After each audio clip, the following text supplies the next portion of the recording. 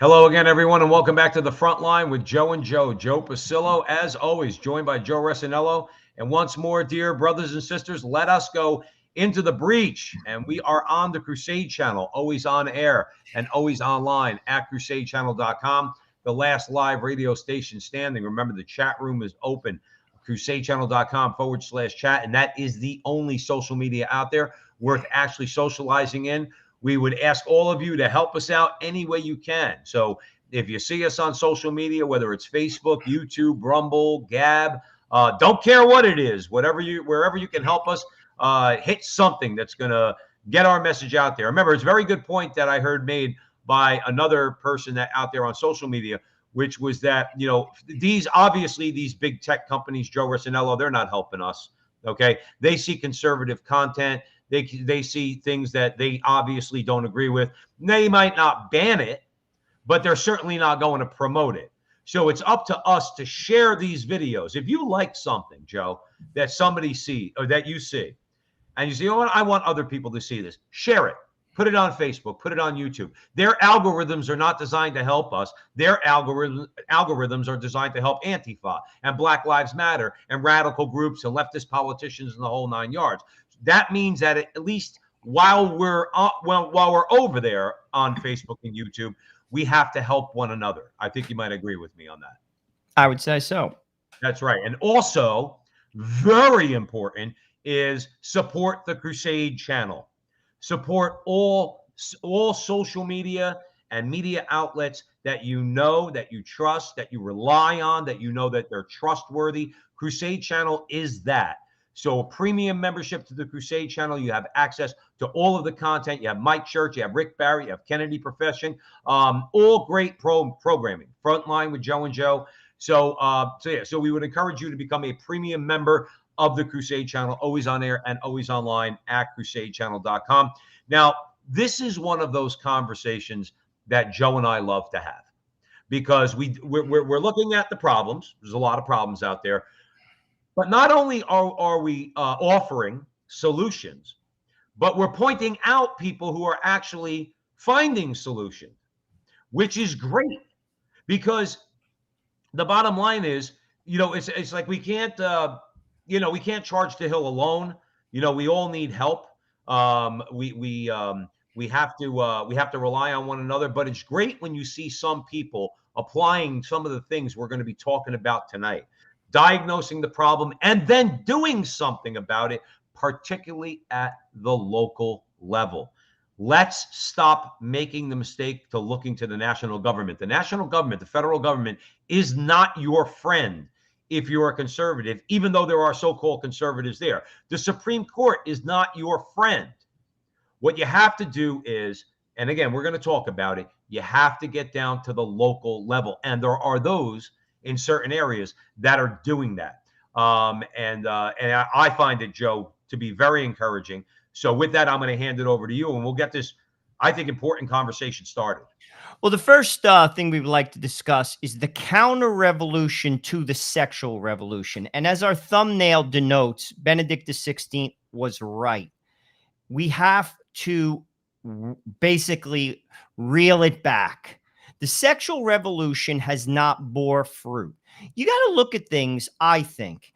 Like a lot of times, a lot of people talk, a lot of people have a lot of things to say, pundits, politicians. Look at the fruit that's being bore. Let's look at the sexual revolution from, say, 1960 to present. Look at the marriages that have lasted as a result of the sexual revolution. Look at what's happened to women with regard to damage done from abortion. Look at what the proliferation of contraception has done in America. Just look at the fruit. I mean, again, Sadly, people don't connect the dots. And Benedict XVI, Joe, is spot on. We have to examine that as a society because, to be honest with you, it clearly has not been good for America. At the end of the day, families are the building block of a society.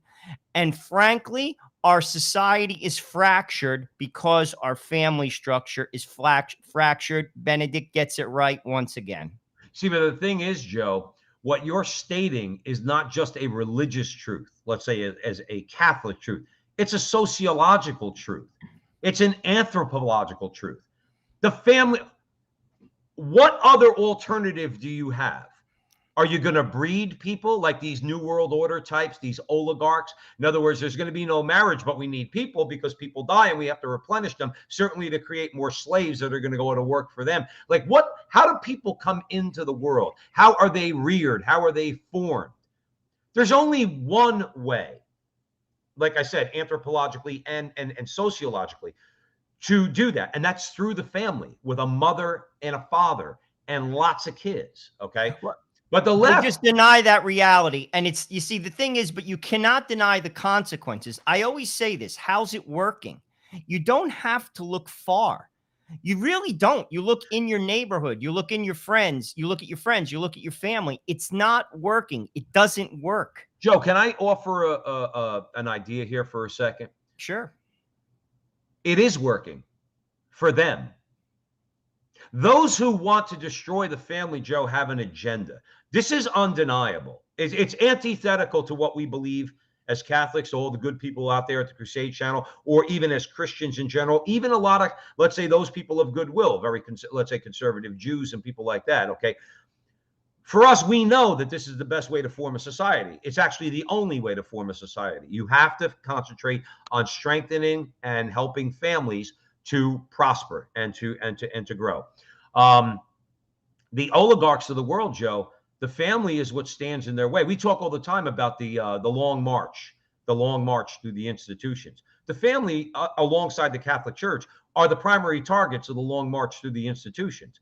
You must destroy the family. You have to have fatherless kids. Let me ask you, do we not see that now? Oh, it's pervasive. Right. You have fatherless kids. You have mothers that are on welfare. All right. That dependence, right? Do we not see that now? This is all a result, deliberately, is my point. Deliberately. The sexual, if you listen to E. Michael Jones, he'll tell you straight up and go back 200 years. Don't go back to the 1960s. Go back to the Marquis de Sade, who understood that if you could sell people sexual liberation, you now have politically controlled them. And isn't that what we have? You have people that vote against their own interests they vote against their own interests financially and a lot of other ways on taxes, trade, all sorts of things, because they want the sexual liberation. Well, are you not now a slave? Because they've sold you this bill of goods. And what's more nefarious about it now, and that's why, as you mentioned earlier, we need the counter sexual revolution. We need to assert, again, we say it on the show all the time, we need to assert the truth of the preeminence of family life in society and a lot of other truths. But in this conversation, we have to say, no, you're wrong. You're wrong. And we need to have that bold, aggressive counter-sexual revolution. But people have bought it. I mean, like, you could talk on like the player level, when you mention like oligarchs and those, who are basically pulling strings in society via giving big donations and controlling the narrative. But if you look, I'm talking about like on the street level, people have bought into this hookup culture, this culture of basic casual sex. It doesn't produce good marriages. One of the mistakes that men make, you see it in like the bachelor party mentality.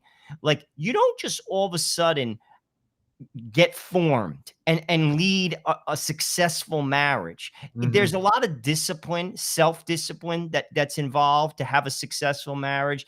I mean, people just think you're going to turn on the switch and all of a sudden you're going to have a successful marriage. Because if that was the case, everyone would. And Right. obviously that's not the case. It's not working. The idea, there's an interesting documentary out. It came out of Boston College, one of the professors. It talked about, now Boston College is a fairly elite university, you know, Yeah. not say it's not Harvard or Yale, but at the same time, you're not a dummy. And it's also very expensive to go there. It's almost $80,000 a year. And talking about how kids don't know how to date anymore. Now, these are the best of the best. They don't date. You can't expect people to come through such a system and have healthy families. And frankly, no matter what you do in society, whether you're a brain surgeon, an investment banker, or you're a janitor, you're formed through your family, the example. And I'll tell you this, I know many families, and I'm sure you do too, Joe. You know, not everyone goes to college. And I knew tons of families where guys didn't go to college and their parents didn't go to college. But frankly, they were good people, their parents, and they raised their kids well. And I got news for you. These kids are healthy and productive in society. They're not walking wounded and they're not the walking dead. And this is what you have today based upon these decisions. And it's everywhere. I Right. mean, it's in the rich towns, it's in the poor towns. And frankly, these kids, the next generation, Joe, it's going to even be worse. Can you imagine? Like, it's actually almost hard to imagine it being worse. You mentioned dating. Okay. Now, look, nobody's going to say that we were saints back in the day. Okay. Because I certainly was not. I think I could speak for you in that also. But we did at least have this semblance of what it meant to date, where, let's say, even if I was an idiot, okay, there might be a girl I meet who's not going to take off her clothes, just say for argument's sake, okay?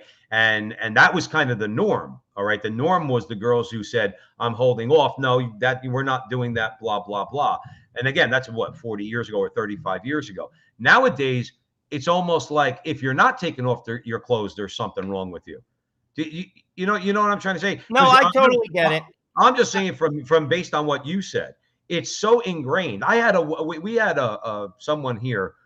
This was a couple of years ago. It was a friend of a friend, and I would never invite this person back into my house. All right, saying like things like, "Well, no, sex is a rite of passage." Well, you drank the Kool-Aid, sister.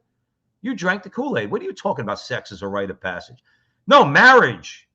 Marriage is the rite of passage. You get older, you meet, if you're a man, you meet a good woman, okay? You court them, you date them, all right? And then you get married and have children. I went to a wedding over the weekend. I'm not idealizing my family. All families have problems. My little cousin got married over the weekend to a great guy. He's 31, she's 29. He's a hardworking dude. She's a hardworking girl, all right? Beautiful wedding. We went out to Pennsylvania, and the bottom line is this, okay? I know in my heart that that's going to be a long-lasting marriage. They actually gave me the honor of, they asked me to come up and say grace. My point is that I see that and I juxtapose that with the rest of the culture. We need more of that. Two young people, okay, marriage-minded. They were marriage-minded from the time they met, okay, and you know they're going to have a boatload of kids and they're going to have a prosperous life. And because also mainly, Joe, let's remember, because they put God in the center. That's not the norm, though. No, that's absolutely revolution. not. Okay? People look at the what's it called? The mass for a wedding. That's just like, you know, you check in a box and then it's the party. Sadly, like you said, if God isn't part of your marriage, you're in trouble from the start. But Yeah. even like you talk about couples that cohabitate before they get married. If you look at, again, this is not a religious dogma. Statistically speaking, those who live together and then get married have a higher divorce rate. Sometimes the culture says otherwise. They'll say, oh, you got to get to know somebody. It's actually the opposite. Right. And this is statistically speaking, and this goes to what Benedict is saying. It changed the whole narrative of the culture, and it hasn't bore good fruit. Again, it hasn't bore good fruit. People just aren't introspective, and what they can't put down is the casual sex. You see, this is the problem. Sex has become, it's not sacred. It's an activity, and it's not even geared towards rearing children. even in a lot of Catholic circles, sex, if people say, I have 2 kids, I'm done. I'm done. Like Right. sex, they have a misconstrued idea of what marriage is and what sex is. Now, part of that is catechesis. Part of that is catechesis. I mean, that should be taught in Catholic high schools a little bit more, forming kids. I mean, to go to pre-Cana for 2 days isn't going to form somebody. Let's be honest. If you're a mess and you're just going there because your mother wants you to get married in church, that's not going to Right. form you. I mean, period. But what people have to see is it's not working. Sorry, guys. It's not working. And you Right. don't magically get conditioned to be of the mindset that I am going to be married. I am going to be self-disciplined. I am going to sacrifice. It doesn't just magically happen. Right. And this is where, and people don't even know what marriage is. They don't even know what love is. Well, what It's the problem is, one of the problems too, Joe, is that we're dealing with a culture, and you're joining us at the front line with Joe and Joe Pasillo and Joe Rossinello. We're on the Crusade channel, always on air and always online at crusadechannel.com. Very much so in the breach when you're talking about counter-sexual revolution. But this is what we're up against. All right, this is what we're up against. We're talking about an article I came across in First Things. Okay, Scott Yenor wrote in First. Now think about this, just right off the bat, Joe Arsenault. I love your comments on this. Like why we allow this. Planned Parenthood recently distributed flyers at Stewart Middle School in Tacoma, Washington.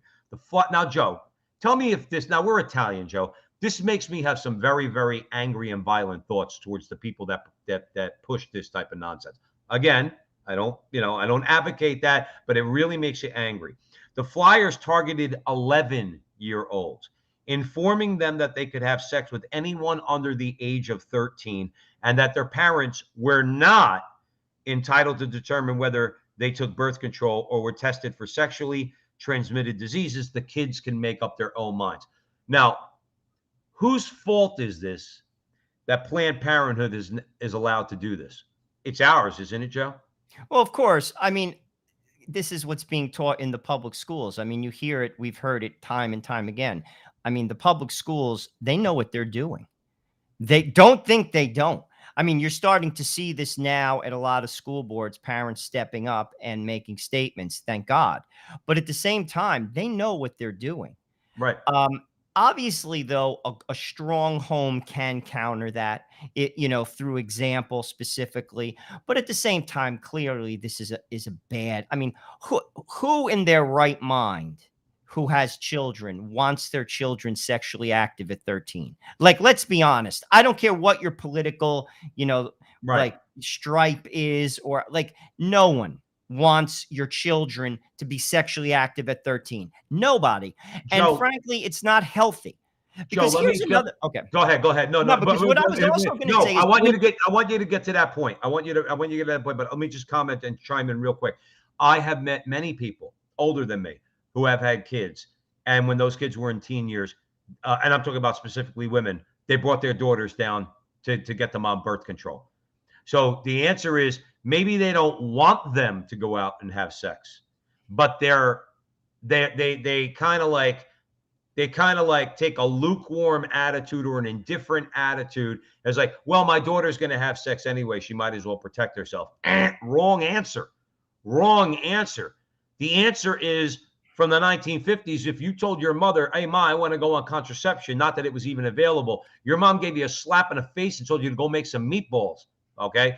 You don't go and do that. So I just wanted to comment on that. You're right. Most sane people would say, or thinking people, let me not say sane. I don't want to be uncharitable, but you have to, if you're a parent, you have to think through these things. Your 13-year-old girl shouldn't be on contraception because she shouldn't be going out there and having sex. And yes, you have all the authority there is to prevent her and your son, by the way, from doing so. But Joe, you had another point. No, but what I was going to say is another aspect of the sexual revolution with regard to casual sex. When people engage in sexual activity, there's strong, whether you realize it or not, emotions involved. How many people are walking around scarred and wounded from relationships that never should have gotten to that point? There's so many young people that are walking around. They get involved in these relationships. They're having sex at a young age. They're emotionally like attached. And then all of a sudden it falls apart and they fall apart. You see, this is another consequence of this bad idea. It's Right. a bad idea. And it's proven itself because marriage is falling apart. First of all, people don't even want to get married. And secondly, more than half of the marriages fall apart. And frankly, and this is another thing, I have kids. It's not natural for children to basically experience a divorce. Children, when that happens, and I've seen this with people I've grown up with because I have friends my whole life, something in a person snaps, it changes. There's a deep hurt. It's not natural. And we're living in a society, and this is rich people and poor people, intelligent people and simple people. They're walking wounded. They're the walking wounded. And this is all a byproduct of the sexual revolution. Yeah. And it's no good. But this, getting back to your article in First Things, he gives some suggestions, and we're here to offer suggestions. We all know the problems. Joe mentioned one of them with regard to informing young children who are having sex, but he gives a number of suggestions with regard to what people should do. One of them is, this is what he says. He says, public symbols are powerful. We need to celebrate enduring fruitful marriages, and we should honor parents who have raised children to responsible adulthood. How do we do that? How about in movies? How about in our legislation? We basically reward people, because here's another fact. This is not a dogma. It's a fact. In the United States of America, poverty is basically to stay out of poverty. And I've noted this on this show. You need 3 criteria. The first is a high school education. The second, and James Carville, who's a Democrat, has echoed this: get married and stay married. You marry one person and you stay married. You get divorced, you have to pay for 2 tables. You have to pay for 2 rents. It's one of the factors of poverty. And the third is work. Right. In the United States of America, if you have a high school degree, you get married and stay married, and you work, you will not be poor, and your children will not be disadvantaged. Joe, let's take it in a little bit different direction, but maybe not completely different direction. But think about what the oligarchs want. You just mentioned marriage. Get married, a loving, committed relationship. Okay, we've said before on the show, if you're a mother and father and you have numerous kids, okay, you're a threat to the establishment, because you know what you'll do that other single people don't do, or sexually liberated people won't do? You're going to knock on your boss's door and ask for a raise. You're going to complain about your taxes, okay, because they're bleeding you dry. You look at that money and you say, that money I'm wasting in my taxes could go to my kids, their education, a shirt on their back, whatever the case might be. So marriage is under attack, but that's deliberate, because that's what the oligarchs want, because they need dependency on the federal government. Okay, high school education. I've said this, I've given this example a million times. My father graduated Barringer High School in 1953, a year before your father graduated Barringer High School in 1954. Those guys were better educated coming out of Barringer High School and Newark Public High School in the 1950s than most college graduates are now. They knew how to deal with life coming out of high school. That's why education has been under attack, because again, what you said, Joe, was true. Get married, get a high school diploma. Okay, those 2 things are obviously under attack. Even if you do have a nice high school diploma, many times you're not equipped for life.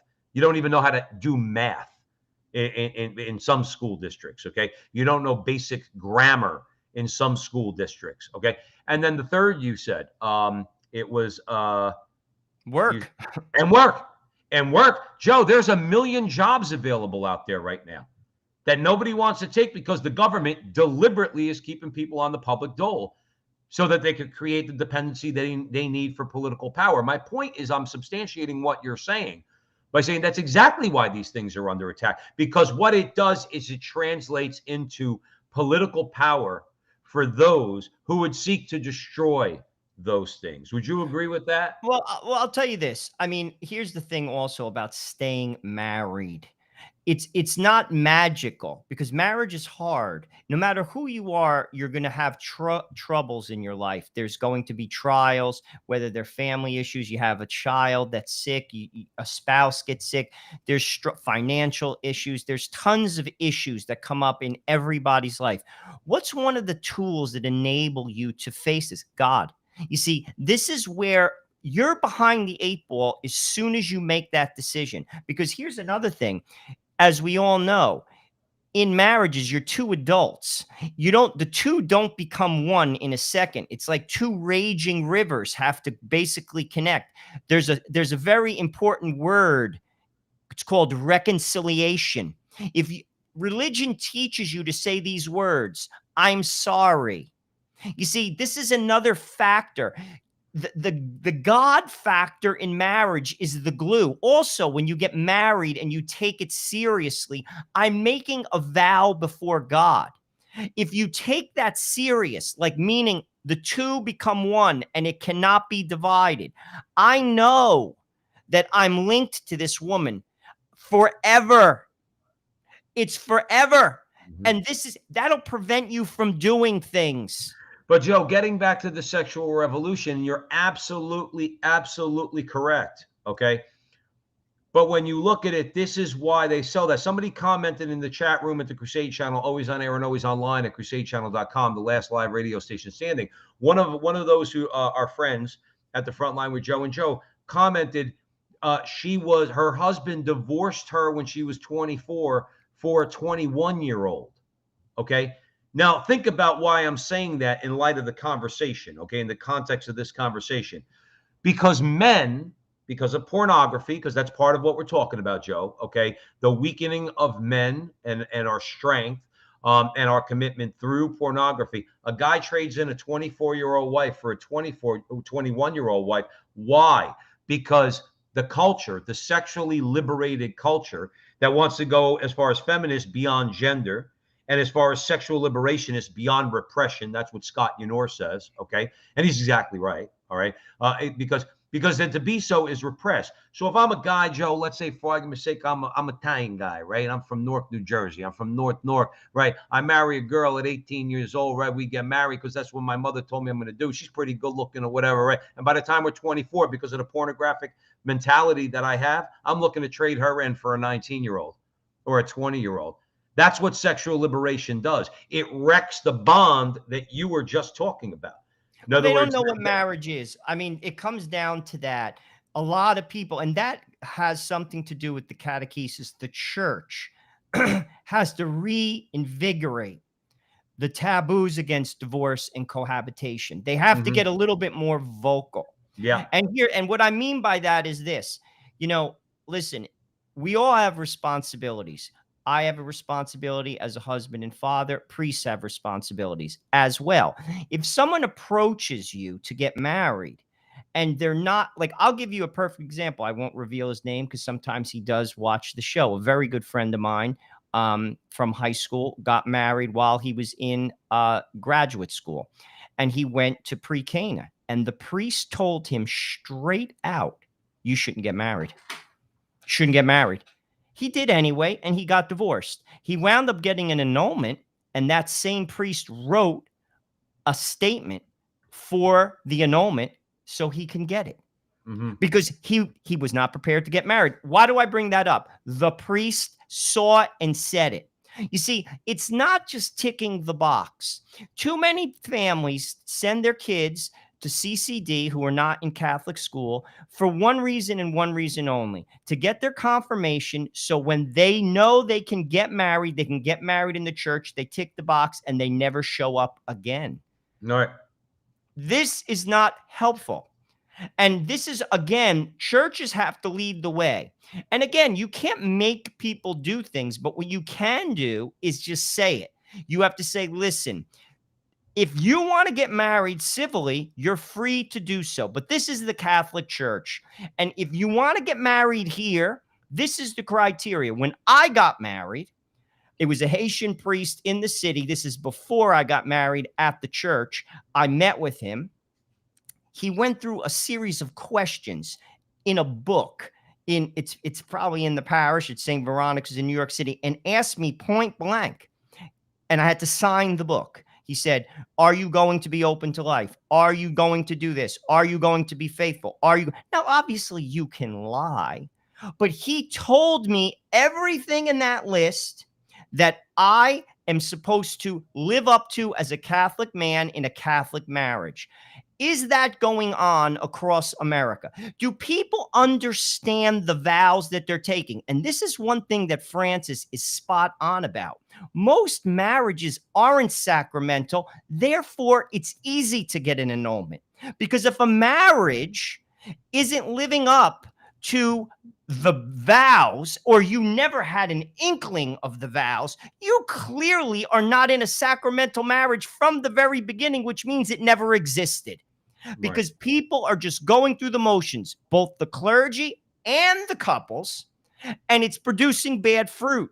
And the fruit is evident. In our society, we have so many wounded people, so many wounded children, so many wounded adults who went through divorces, and they frankly don't know how to get out of it, and they double down, and they continue the bad behavior, going along with the wave of society, and everything is a mess. Right. You want to solve, Joe, half the problems in America right off the bat. Shave half of them right off the table. Good families. Sure. Good families. Joe, families, no question. This may sound extreme, okay? But see, what we're doing is what we need to do. What we need to do, particularly as Catholics, and vocal Catholics at that, King, Dude, Barrett, we all know what the deal is. The best way I could describe this, when you say bad fruit, when you see all those black kids in Chicago dying at the bad end of a bullet, when they're getting shot up by other gang members, don't blame racism. Don't even blame, let's say, well, let me not, I was going to say, don't even blame the guy pulling the trigger, but you have to, okay? But if you wanted to search for the root cause of that, the sexual revolution and the contraceptive mentality. Fatherless homes. That's what leads, not led. That's what's led to thousands and thousands and thousands of young black men just in Chicago alone dying because those kids' fathers imbibed the sexual revolution. They know their fathers. Their fathers are nowhere to be found. Okay. And what does it lead to? Kids looking for somebody else as a father. And what do? They go into these gangs.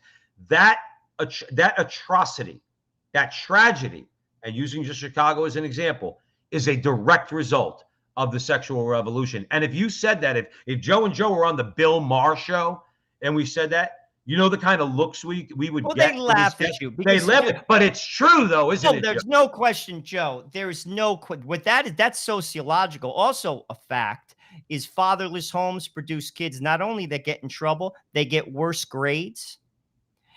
Like there's a million things that like come along with that. I mean, again, it's natural. A mother and a father. A man functions in a certain role in a house, and he can't operate as a mom. You know, they always say, "Oh, a man." No. A man has a role. It's natural, and also a woman has a role, and it's natural, and it basically, like I said, this happened in caves. We didn't I always laugh when I just saw like Murphy, you know, he's running for governor again in New Jersey. Forward. We're going forward. Progress. It's not progress. It's regressing. Right. Every time I see that progress, you see, you're like Rachel Maddow before a movie. Progress. Forward. Forward what? Right. People existed. I got news for you. Years ago, our society functioned 100 times better than it functions now. Right. Joe, let me cut you off. It's undeniable. I'm completely paraphrasing this, but that's why C.S. Lewis said it exactly right. If you're on the wrong path, the choice you have is a very simple one, okay? Or the decision you have to make is very simple. You can continue down that path, but it's the person that turns around and goes back to the starting point, that person is the most progressive. Because when you're on that road, Joe, unless you're willing to turn, unless you're, number one, you're willing to recognize that you're on the wrong path. And number two, the only solution is not to keep going down that path. It's to turn around and go back to the beginning, go back to the starting point. That person who turns around and goes back, that person is the most progressive. Because like you said, progress into what, Rachel Maddow? What are you proposing we progress into? Gender ideology? In other words, more abortions? Do you want more abortions than the million a year in America alone that are performed? Do you want more dead African Americans that are getting shot in the city of Chicago and other cities because they don't have fathers? Is that progress to you? We should put the pedal down to this, or should we, Joe Rossinello, pump the brakes, hit the brakes, and turn the car around, all right, and move back to the beginning? Well, there's no question that we have to get back to first principles. I mean, there's no doubt about that. Again, look at the fruit it has bore. But here's another thing, Joe, you're talking about having self-discipline. Like to do that, you don't just find somebody like that. You have to have discipline. We all, when we reach puberty, you have urges. Society encourages you to pursue your urges. To be honest with you, if you don't have self-discipline in your life, let's not even talk about being religious. Let's just talking about being a responsible adult, whatever political stripe you are. If you don't have self-discipline as an adult, you will destroy yourself. The relationship, you will be in Joe, debt. You will have a bad relationship or no relationship. But this is not advertised, nor does the culture teach it. And frankly, nor do parents exhibit it. Joe, that's why we have to continue to do what we're doing. Us, all the whole lineup at the Crusade channel, always on air and always online. That's why we have to continue to do what we're doing, so that we enlighten people as to the state of slavery that they are actually in right now. Okay. You mentioned financially. All right. Some people might say, well, what does that have to do with it? Joe, the goal is to destroy our defenses. When your reason controls your sexual desires and other desires you have, your more animal desires, okay, you are then a master of yourself. Now, again, do we fail? Of course we do. Okay. Do we go to confession? Absolutely. All right. But the point is, we strive to have our reason control our what would you call it? Animal instincts. Let's say our desire to have sex, or desire to eat too much, or desire for when we drink too much. Okay, certainly a desire, Joe Rossinello, when it comes to how we spend our money. See, the idea is, and I think this is the crux of where we're going with this. Okay, is that a lack of sexual, let's call it subordination. We subordinate our sexual desires to our reason. We act reasonably as human beings, not as animals. That means then we're disciplined. That means that we're not going to do things, let's say, that are not only sexually immoral. We're also not going to buy things that we don't need with money that we don't have by going into debt. That means that we're going to care about our society and our neighbor. Okay, because what we're doing is, our worldview is that, yes, sex is important in the context of marriage. Okay, you're a married man, I'm a married man. We get it. Okay, I hate that the rest of the world doesn't understand. No, we Catholics get it better than you do. The difference, though, is this: in the sexual realm, which then spills over into financials and other things, I'm in control. Now, if you want to say 3 words, Joe Rossinello, that the oligarchs don't want to hear, but this is why we're having this conversation about the sexual revolution, it's I'm in control. They don't want that. But if you control your sexual desires, that means you're controlling other things, because sexual desires are very, very powerful. Okay. That means you're controlling other aspects of your life. And Joe, that's when you're a threat to the establishment. But I also think a lot of Catholics have to know how to articulate the whys of what the church believe in. Like, for instance, you could talk about contraception. You could talk about why we support traditional marriage. You have to be able to articulate it in a charitable way. You see, there's not enough of that either. People don't know the whys. And if somebody challenges them on something like contraception, why does the church say that you can't contracept? You have to be able to articulate it. Basically, what you're saying is you're using your spouse. You are willingly using your spouse for pleasure. And that's the anti-reaction of love. Right. And that will bleed into other aspects of your marriage. It doesn't just end in the bedroom. Also, children teach you to die to yourself, which is the way to heaven. You know, we don't just float into heaven. It doesn't work that way. Bob, the good guy at the bar, doesn't necessarily, because he's a good guy, go to heaven. No. You have to die to yourself. You see, we can't articulate what the church teaches, because here's another thing. There's great wisdom in it. I'm telling you this right now, and people, listen, I could remember a friend of mine who I went to college with. He was very successful. When he was in high school, he spoke to people. It was a very smart move, actually, for a high school kid who were successful. He interviewed them and figured out what made you get to this point in your life. What did you do to get from A to B? Well, people should look at people who have successful lives. What's a successful life? You have a long-standing, loving marriage. You have children that are productive and healthy and vibrant. You're not broke, not necessarily rich, but you're not broke. You know how to manage your life. What are the factors that went into that?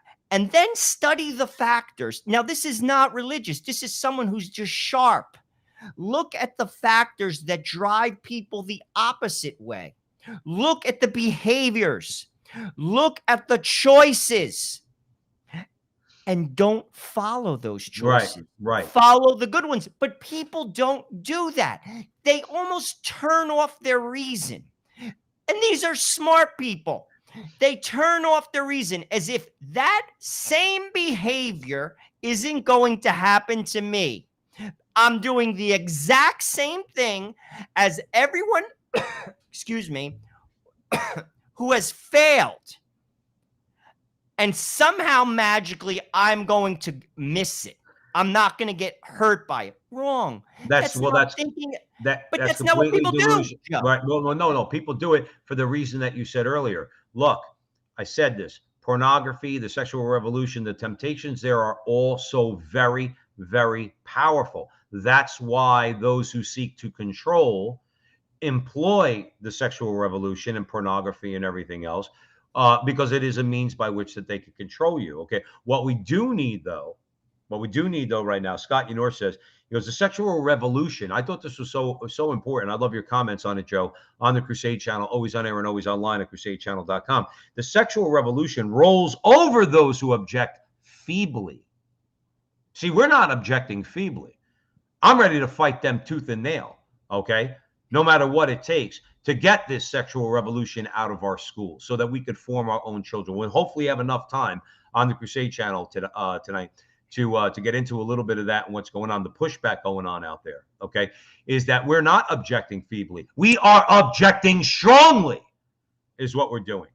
The answer is no, going back 3 years on the front line with Joe and Joe that we've been saying all along. The answer is no. Well, why? I don't have to give you a reason why. You want to sexualize a 5-year-old? And I have to give you an intellectual defense as to why you should not be allowed in the public schools, just using that as an example, to sexualize a 5-year-old kid or an 11-year-old kid? The answer is no, but they bank on feebleness, Joe Resinello, and that's what we cannot be. That's what we cannot be.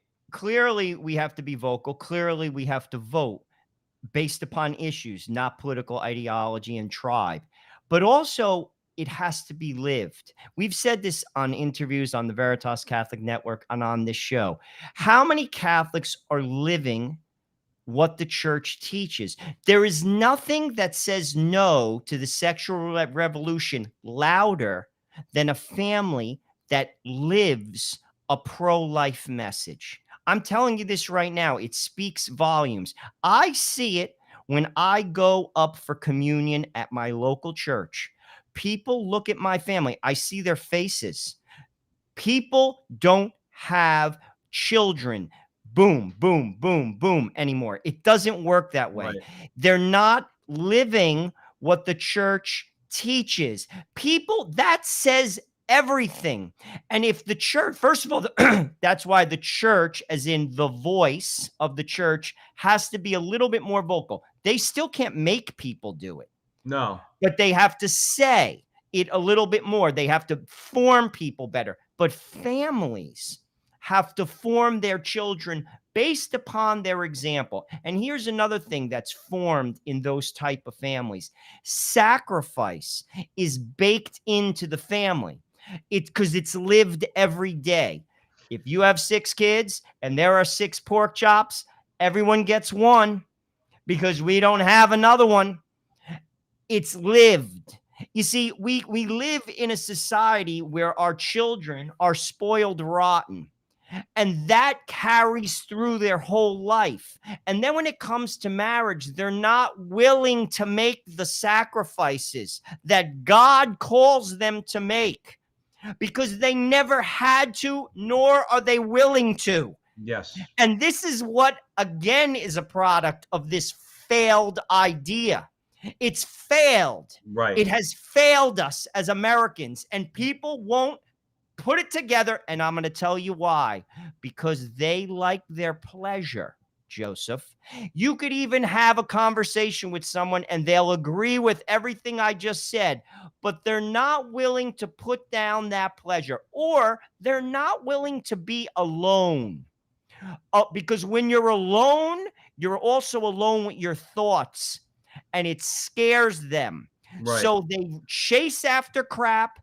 They base their life on crap. And in the end, their life turns into crap. Well, listen, look, we you and I, we know, we've heard the story a million times, and the reason why it's a powerful story, the most, in my view, that Jesus ever talked about was the prodigal son. Joe, people have to learn. I'm not judging, because at times you have to be the prodigal son because of your own choices, by the way. Remember, it was the prodigal son's own choice to go to the dark place, to take his old man's money and to go into the dark place. Because why, Joe? Come on, let's talk frankly here at the Frontline with Joe and Joe and the Crusade channel. He wanted to get laid. He wanted to party. And he knew his old man had money. So he could go there. He could have a great time until he was feeding the pigs. And people need to get to the point where they're feeding the pigs. Now, why do I bring that up? Because we are, Joe. We're at that point. You said it yourself. If you want to see the prodigal son feeding the pigs in America, just look at the culture of death. Look at the bad fruit that you mentioned earlier, the destruction of families, okay, the divorce rate, the kids shooting each other because they don't have fathers to tell them, you go out on the street, I'm going to disown you. You stay in this house and go read a book, or else I'll slap you in the face. That's what my father told me, and I was not the most disciplined kid. But at least I got through school, and I actually consider myself to be an educated person because my father told me, I'll knock you out if you think you're going to go do that kind of nonsense. Now, I know I'm being a little bit dramatic, but my point is that the bad fruit is all around us. But I do, because we probably, Joe, have about 10 minutes left, 8 to 10 minutes left. Again, solutions, okay? Scott Unor, I would recommend the article to anybody. Joe, where was that? First Things, right? Correct. Yeah, good article. There's a lot more to go into. All right, Joe and I here at the Crusade channel, we only have about an hour. But Tim Gordon, who we like a lot, he's a friend of the show, okay? He wrote an article recently in Crisis about subsidiarity. And I think, Joe, that when we talk about these things, a lot of people say, what am I going to do? What am I going to do? What am I going to do? If you looked at or understood the principle of subsidiarity, you know what? You'll find out there's a lot you could do. I'm going to hand it over to you, Joe. First, define subsidiarity is basically, let's define it. It's basically handling the things at the most local level. Right. That's basically, what, and I'll just give an example of that. What does the federal government know about, say, education in Atlantic, Iowa? Nothing. Atlantic, Iowa could be very unique. I've been to Atlantic, Iowa. I'm just saying, I'm picking that as a place. I've actually been there. It's on the border of Nebraska, driving through Council Bluffs. It's a small little town. It's very different from where I grew up in North Jersey, 10 miles from Manhattan. My educational needs in New Jersey might be very different than, say, the educational needs in Atlantic, Iowa. So why would the government make an overarching decision for both New Jersey and Atlantic, Iowa, when it's absolutely, they would have no idea because they're not in the weeds. Right. That's just an example. And Tim is 100% right. Subsidiarity at local levels understand problems and issues better than the federal level. Right. And why is it not happening? Because it's a power grab. Let's be honest. I mean, it's a power grab. They're not interested. You see, what you're seeing now in this particular, Biden like deal is this is about ideology changing. They're trying like to build America better. Obama, change. They're trying to change the structures of this country. They're trying to reform the culture. Right. They're not concerned necessarily with outcome more than they're concerned with ideology, because the outcome stinks on a million levels. The outcome really stinks, but I would say this. Number one, if people, and I've seen Tim talk about this a bunch of times, okay? If people would understand, okay, that a reassertion of states' rights is needed. Now, why would somebody would say, well, why don't we do that? I mean, there are states now that are being more forceful in asserting their rights as states, okay? One of the problems is that, again, the same way if you're critical, if you criticize the ADO, let's say, automatically you're a Nazi. It's that type of mentality. If I criticize this idea of a broad, overreaching federal government, and I would prefer, or Joe Resinello would prefer, or King Dude, or Tim Gordon, whoever prefers states' rights. We want to assert states' rights. We want to deal with our problems on a local level. We want to create our own societies, our little micro societies, because that's what we have under our Constitution. Well, you must be in favor of slavery, because that's what those slave masters in the South did. That was their argument during the Civil War. Well, I don't really care. I know the argument about slavery, but the fact is there's many people in this country, many Northerners during the Civil War, okay, who were in favor of the asserting of states' rights. Again, in America, Joe Resinello, I wish people would get it through their heads, and Gordon makes this example in his book, what was it, A Case for a Catholic Republic, okay? Correct. We're already Catholic. We just call it different names. So what we call federalism or states' rights is really subsidiarity. Why is, like you said, why is the national government, the federal government, involved in the education in Atlantic, Iowa? They don't know anything about what's going on there. Why are they involved in the education in Newark, New Jersey? It's one of those, and we're just using that as one example. All you good people out there at the Crusade Channel, always on air and always online at crusadechannel.com, the last live radio station standing. That's the larger point. Why is it that we give a crap even whether Donald Trump's president or Joe Biden? Why? No, because we should be asserting our rights in our states. And when there's federal overreach, we sue them and we go to the Supreme Court. Here's why I'm bringing it up, and I'd like your comments. I think it's a very telling sign. I could be completely wrong, and I've been wrong a million times in my life. Okay, everybody here knows that. But I think it's a very telling sign that those 5 justices on the Supreme Court backed off the case from Texas, the heartbeat bill. You know why? I think it's an indication that maybe what they're going to start to do, as opposed to attacking, let's say, as conservative, let's say, going after liberal decisions that have come down through the Supreme Court, what they're going to do is they're going to quietly start withdrawing from the culture war. And if the Supreme Court quietly starts retreating or backing off of the culture war, you know what that's going to leave? States' rights in its place. That's why the Texas law is now still standing, because the Supreme Court wouldn't hear it, and another judge overturned another judge who tried to block it, okay? Because if the oligarchs on the Supreme Court back off and say, well, no, really, actually, these states have the rights to determine these things, that will help in terms of subsidiarity. It's not the be all and end all of solutions, but it's a good place to start, having the Supreme Court back off a little bit. Well, on that, I would agree. It could be in their mind a compromise, like in their mind. On life, there should be no compromise, though. However, on certain things, there is no question. The big government doesn't know better. It's like in anything in life. People, boots on the ground, always know the problems, and boots on the ground should handle it. It's when they can't handle it is when you step in. A good manager in business, this is how I have always approached anything in business. If I had a team that I was in charge of, I'll let you do it any way you want to do it. I'm concerned with one thing, two things: the outcome and the timeliness of when it's done. You do it any way you want to do it. I want it to be right, and I want it to be on time.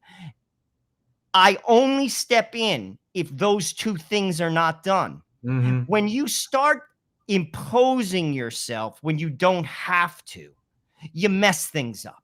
Right. Because the key to a good manager or a good president is or a good director in a film, you hire the right person to do the job, knowing they're going to do it before it even starts.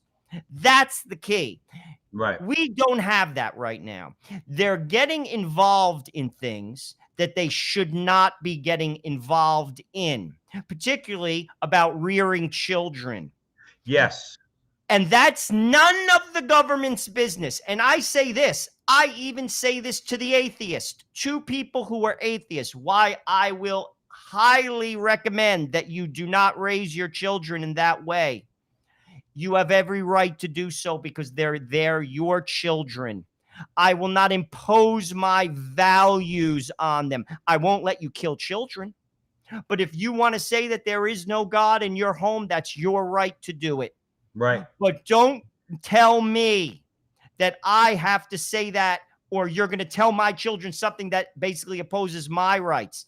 That's not America. No, That's not tolerance. You hit the nail on the head. That is not America. Gordon points out, he says, what you're talking about as far as the Constitution of 1788, it requires two, as he calls them, desiderata. Okay. He wants a libertarianism at the federal level. Okay. Which is, he's exactly right.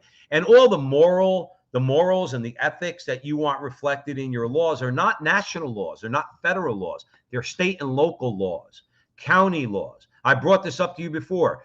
Big box stores in Bergen County, New Jersey, are forced to close on Sunday. Why? Because the county has a right to do that, and they've been doing that for years. You can't go to ShopRite on Sunday. They're closed. You're not getting you go get your food on Saturday. Okay. I know, I believe it's East Hanover, unless they changed in New Jersey, right? They're a dry town. You can't sell booze in East Hanover. Now, I use these examples. They're small examples, but they are examples of states and local governments asserting their authority and saying, no, we're not doing what you tell us to do. We're doing what we want to do. And we only have a minute, Joe, but I think it's very important. I'm going to say that this is a pretty good example. The best place you're going to see right now, the reassertion of states' rights and local rights right now are in the school board fights. And recently, and this is because of people acting like Gordon's saying, they're organizing, they're going down to the school board, they're exercising their rights as parents. Okay, they found out that a transgender boy, let's call him a boy who's pretending to be a girl, raped a girl. There's charges against this person. Okay, and the school board covered it up. They didn't want the parents to know. That was in Virginia, am I correct? Virginia, Loudoun County, Virginia. The parents found out through the work of Daily Wire, okay? And you know what happened? That superintendent is gone, and now there's going to be big problems for them. But my larger point is not the individual story in and of itself. It's that it's parents exercising their rights. And what did they do? They uncovered a rape that, had they not done that, they would not have found out about it. And you want to know what? It should show them that, yes, exercising your rights on a local and state level is the step that we need to take. Strengthen our state governments, strengthen our laws within each state, appeal every ACLU lawsuit up to the Supreme Court, and just keep fighting. At least it would be a good start. Joe, I'm going to give you 30 seconds to end it. Well, I think it would be a good start, and it's something, frankly, that people should look into. I think the problem, a lot of it is they're brainwashed by the media. I mean, turn the television off. Turn the television off. Look to alternative sources for your media, one of which is the Crusade Channel, one of which is the Veritas Catholic Network. That's just to name two. Turn off the television and Right. stop listening to the nonsense, because I got news for you. It's all agenda driven. It's all to basically push you in one direction or the other. And most of the times, those directions aren't good. And most That's right. directions, they don't lead to truth. It's Nope. about the truth, and it's about standing for the truth. And subsidiarity is a good start. Look into it. Thank you all for joining us here at the Frontline with Joe and Joe. And you heard us on the Crusade Channel, your home for the Mike Church Show, Crusade Channel News, the Barrett Brief, and the Kennedy Profession from sun up to sundown. The Crusade Channel is the last live radio station standing.